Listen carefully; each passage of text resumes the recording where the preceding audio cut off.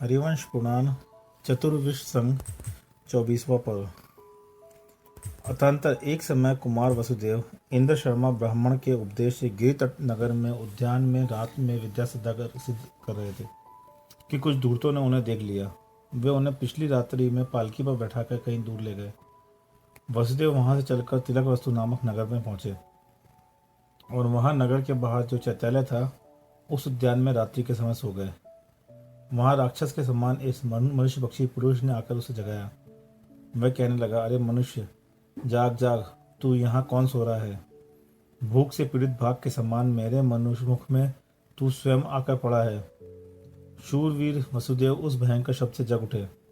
जब मनुष्य पक्षी पुरुष ने अपनी भुजा से वसुदेव को मारने के लिए उद्यत हुआ, तब उन्होंने भी अपनी भुजाओं से उसे कसकर पिटाई लगाई। तदनंतर प्रबल शक्ति के धारण करने वाले उन दोनों के बीच में पृथ्वी को कपा देने वाला युद्ध हुआ। उनका वह युद्ध मुट्ठियों के प्रहार बल से उत्पन्न घोर शब्द से भयंकर था। वसुदेव बहुत बलवान थे, इसलिए उन्होंने बहुत देर तक युद्ध करने के बाद उस दावनाकार मनुष्य को मल्ल युद्ध में मारकर प्राण रहित कर दिया। जब प्रातःकाल हुआ तब नगरवासी लोग उत्तम पौरुष के धारी एवं नर भोजी मनुष्य को नष्ट करने वाले वसुदेव को रथ में बैठाकर नगर में ले गए और उन्होंने वहां उसका बहुत सम्मान किया। कुमार वसुदेव ने उस नगर में रूप और सौंदर्य को धारण करने वाली कुल और सुश्री से शोभित 500 कन्याएं प्राप्त कर वहीं रहने लगे। मनुष्यों को मांस को खाने वाला यह दुष्ट मनुष्य यहाँ कहाँ से आया था? यह इस प्रकार वसुदेव के पूछने पर वहां के वृद्धजनों ने इस प्रकार कहा। कलिंग देश के कांचनपुर नामक नगर में शत्रुओं के समूह को जीतने वाला एक जित शत्रु नाम का राजा था। उस देश में उस राजा की कोई भी उल्लंघन नहीं कर सकता था। वह नीतिपूर्वक देश का पालन करता था। उसकी इच्छा जीव हिंसा से दूर रहती थी तथा समस्त राज्य में उसने अभय की घोषणा कर रखी थी। उसका एक सुदास नाम का पुत्र था। वह मांस खाने में बड़ा लंपट था, इसलिए उसने पिता से मयूर का मांस खाने की आज्ञा प्राप्त कर ली थी।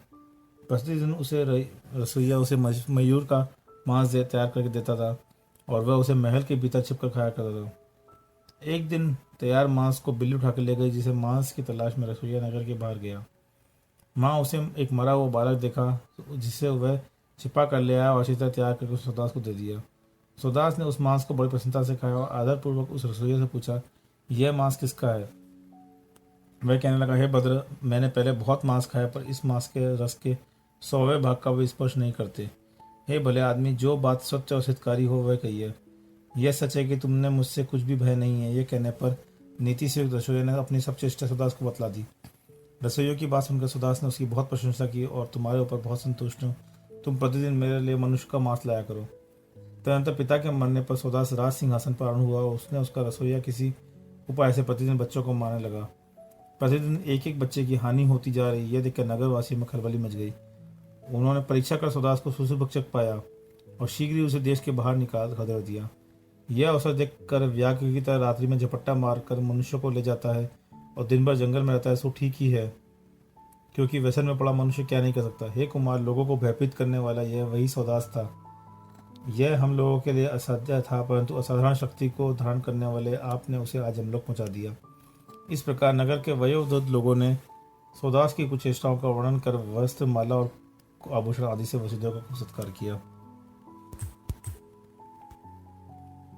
कुमार वसुदेव ने अचला ग्राम के सेठ की वनमाला नाम की पुत्री को प्राप्त किया।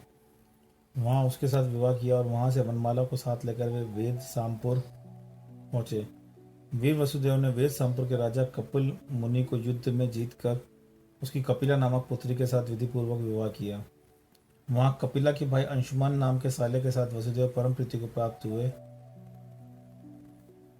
और जिससे वहां रहकर उन्होंने कपिला के कपिल नामक पुत्र की उत्पन्न किया। एक दिन जिस नीलकंठ को पहले नील यशर का अपहरण कर लिया था, वह गंधहस्ती का रूप धरकर वेद सामपुर में आया और उसने बंधन में डालने के लिए जब वसुदेव पर उस पर आरूढ़ हुए तो उन्हें वह हरकर आकाश में ले गया। यह देख वसुदेव ने उसे मुट्ठियों के दृढ़ प्रहार से खूब पीटा, जिसके शोकवश वह गंधहस्ती का रूप छोड़कर नीलकंठ हो गया। वसुदेव धीरे धीरे तालाब के जल में गिरे और बिना किसी आकुलता के अटवी से निकल के शाल गुहा नामक नगरी में पहुंचे। वहां धनुर्देव के उपदेश से उन्होंने पद्मावती नाम की कन्या प्राप्त की। वहां से चलकर जयपुर गए और वहां राजा को जीतकर उनकी कन्या भी प्राप्त की।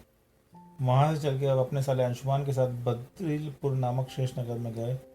वहाँ उस समय पौंड्र नाम का राजा था। उसकी चारुहंसिनी नाम की कन्या थी। वह कन्या दिव्य औषधि के प्रभाव से सदा युवा का वेश धारण करती थी। वसुदेव को इसका पता चल गया, इसलिए उन्होंने उसे अतिशय सुंदरी कन्या के साथ विवाह कर लिया। तब कुछ समय बाद उस कन्या ने उन्होंने लक्ष्मी का पात्र एक पौंड्र नाम का पुत्र उत्पन्न किया। एक दिन वसुदेव रात्रि के समय शयन कर रहे थे, तब उनका वैरी अंगारक उन्हें हंस का रूप धर कर ले गया। जब उसे छूटे तो धीरे धीरे आकाश से गंगा नदी में गिरे। उसे पार करके जब वे किनारे आए तो सवेरा होते ही उन्होंने इलावर्धन नाम का नगर देखा। वहां वे एक दुकान में सेठ के द्वारा दिए हुए उत्तम आसन पर बैठ गए। वहां बैठते ही क्षण मात्र में वह दुकान धर से भर गई। इसको सेठ वसुदेव का ही प्रभाव जानकर उन्हें अपने घर ले गया। वहां ले जाकर उसने भाग्यशाली तरुण वसुदेव को अपनी रत्नवती कन्या प्रदान की। वसुदेव रत्नवती के साथ निरंतर दिव्य भोगों को भोगते हुए वहीं रहने लगे। तदनंतर वे एक समय इंद्रध्वज विधान देखने के लिए महापुर नगर गए। वहां उन्होंने नगर के बाहर बहुत से बड़े बड़े महल देखकर किसी मनुष्य से पूछा कि ये महल किसके लिए बनवाए गए हैं। मनुष्य ने कहा कि राजा सोमदत्त ने अपनी कन्या के स्वयंवर में आने वाले राजाओं के ठहरने के लिए ये नाना प्रकार के महल बनवाए हैं, परंतु कन्या किसी कारण स्वयंवर की विधि से विरक्त हो गई है, इसलिए स्वयंवर नहीं हो पाया और सब लोग विदा कर दिए गए। यह सुनकर कुमार वसुदेव उस कन्या के मन की गति का विचार करते हुए इंद्रध्वज विधान देखने के लिए जो ही बैठे, त्यों ही रक्षकों के साथ राजा की स्त्रियां सहसा वहां पहुंची। उस कुछ समय बाद वे इससे इंद्रध्वज विधान के नमस्कार कर अपने घर की ओर चली गई। उसी समय बंधन से खंभा तोड़कर एक मदोन्मत्त हाथी साक्षात मृत्युंजय की तरह मनुष्यों को मारता हुआ वहां पहुंचा। उस समय जो लोग मारे जा रहे थे और जो मार्ग में यह देख के चिल्ला रहे थे, उसे भारी कलकल की शब्द से व्याप्त हो गया। वह मदोन्मत्त हाथी बड़े वेग से उन स्त्रियों के वाहन के समीप आया, जिससे भयभीत होकर एक कन्या वाहन से पृथ्वी से नीचे गिर गई।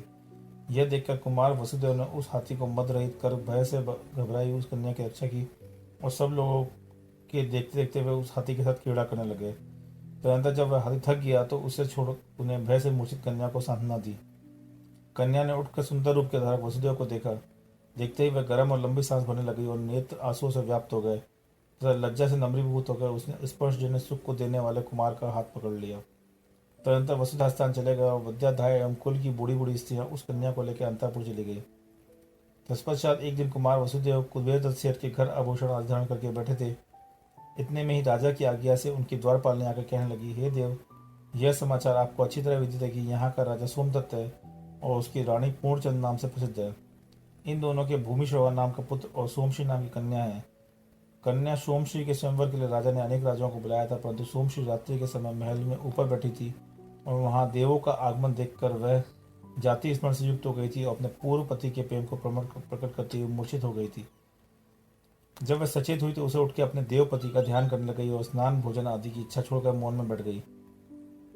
एकांत में मैंने उससे पूछा कि उसने बड़े कठिनाई से मुझे बताया कि पूर्व जन्म में मैंने एक देव के साथ क्रीड़ा की थी और उसने यह भी बताया कि जब मैं देवी थी और वह देव पहले मुझे वहां से च्युत हो गया और केवली भगवान के सत्य कथन से मुझे मालूम हुआ कि वह देव हरिवंश में उत्पन्न हुआ है तथा हाथी के भय को नष्ट करने वाले उस पति के साथ मेरा पुनः समागम होगा। इस समय केवली भगवान का कथन जो का त्यों मिलता है, अर्थात जैसा उन्होंने बताया था वैसा ही हुआ, इसलिए वह आपके समागम की इच्छा करती है।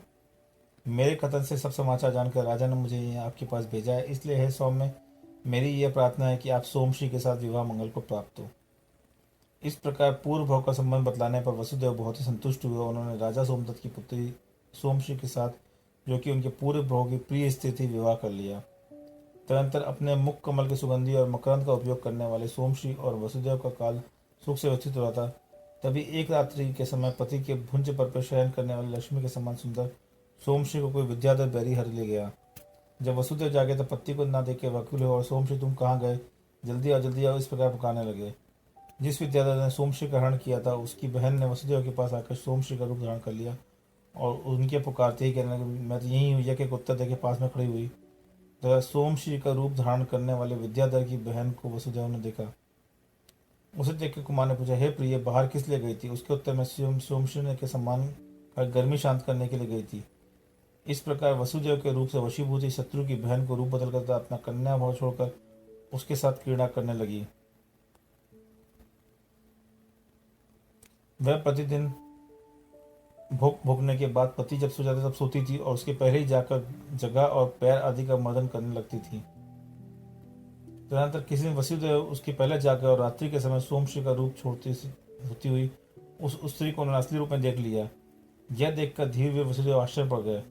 उसी समय वह स्त्री भी सहसा जग उठी। वसुदेव ने उससे पूछा कि ओहो, तू सोमश्री के समान कौन है? उसके उत्तर में उसने प्रमाण कर कहा कि हे सौम्य, दक्षिण दिशा में एक स्वर्णभाव नाम का नगर है। इसका स्वामी मनोवेग नाम का विद्याधर है। मनोवेग की अंगारवती नाम की सुंदर पत्नी है और उसके मान सेवक नाम का पुत्र और वेगवती नाम की मैं पुत्री हूँ। हमारे पिता मान सवेग को राज्य देकर तपस्या का पाप का उषम करने के लिए तपोवन में चले गए हैं। हे आर्य, हमारा भाई मान सवेग सोमश्री को हरकर अपने श्रेष्ठ नगर लेके गया है और वहाँ शील की मर्यादा का अवलंबन लेकर विद्यमान है। मान सवेग ने उसे प्रसन्न करने के लिए मुझे नियुक्त किया था, परंतु मैं इस कार्य में सम्मत नहीं हो सकी। अतः आपकी प्रिय और सत्व के शील के गुण से वशीभूत होकर उसकी सखी बन गई। उस समय शीघ्रता से आपका समाचार देने के लिए मुझे आपके पास भेजा गया था, पर मैं आपकी स्त्री बन गई सो ठीक ही है, क्योंकि चित्तवृत्तियां नाना प्रकार की होती है। इस प्रकार वेगवती ने कुमार को सब समाचार बताकर उसकी आज्ञा अनुसार सोमश्री के पिता तथा भाई आदि को भी उसके हरण का आदि का सब समाचार सुनाया, जिसे सुनकर वे खेत खिन्न हुए। इधर वेगवती भी अपने असली रूप में रहकर चिरकाल तक पति के साथ क्रीड़ा करती रही। अथांतर जब भोगी वसुदेव वेगवती के साथ सुख क्रीड़ा करते हुए समय व्यतीत कर रहा था, तब बसंत का महीना आ पहुंचा और भ्रमर मधु पी पी कर उत्पन्न होने लगा। कदाचित वसुदेव संभोग से खिन्न हुए वेगवती के साथ सो रहे थे कि रात्रि के समय मान सवेग विद्याधर उन्हें शीघ्र ही हर ले गया। जागने पर उन्होंने मुट्ठियों के दृढ़ प्रहार से उसे इतना पीटा कि उसके भय से विहल होकर उन्हें गंगा के जल में छोड़ दिया। उस समय गंगा के जल में बैठकर एक विद्याधर विद्या सिद्धि कर रहा था, सो वसुदेव आकाश में उसके कंधे पर गिरे और उसके गिरते ही उस विद्याधर को विद्या सिद्ध हो गई। विद्या सिद्ध होने पर विद्याधर तो वसुदेव को प्रमाण कर चला गया और एक विद्याधर कन्या उन्हें विजयात पर ले गई। उनके वहां पहुंचते ही आकाश विद्याधरों से व्याप्त हो गया। वे विद्याधर उस समय 5 रंग के फूलों की वर्षा कर रहे थे और उनके सामने आकर प्रमाण करते थे। तदनंतर उन विद्याधरों ने सूर्य के समान दैदीप्यमान रथ पर बैठाकर वसुदेव का नगर में प्रवेश कराया। उस समय तुरही और शंखों के शब्दों से दिशाएं भर गई। वहां कामदेव के समान सुंदर शरीर के धारक वसुदेव ने दधिमुख आदि विद्याधरों के द्वारा प्रदत्त मदन वेगा नाम की कन्या के साथ हर्षपूर्वक विवाह किया। वही रहकर काम के वेग से उत्पन्न भाव को धारण करते वसुदेव ने पीन स्तनी मदन वेगा के साथ चिरकाल तक क्रीड़ा की। कदाचित कुमार वसुदेव जिन धन के प्रसाद से मगध वेगा के साथ कामजनित सुख का उपभोग कर रहे थे कि रति काल में मदन वेगा ने अत्यंत आनंद दिया। इसलिए प्रसन्न होकर उन्होंने मदन वेगा से कहा कि प्रिय, मैं तुम पर बहुत प्रसन्न हुआ, जो वर मांगना हो मांगो। इस प्रकार वह वर पाकर मदन वेगा ने उन्हें यही वर मांगा कि हमारे पिता बंधन में पड़े हैं, सो उन्हें छुड़ा दीजिए। इस प्रकार अरिष्टनेमी पुराण के संग्रह से युक्त जिन सेनाचार रचित हरिवंश पुराण में मदन वेगा का लाभ करने वाला 24वां शक समाप्त हुआ।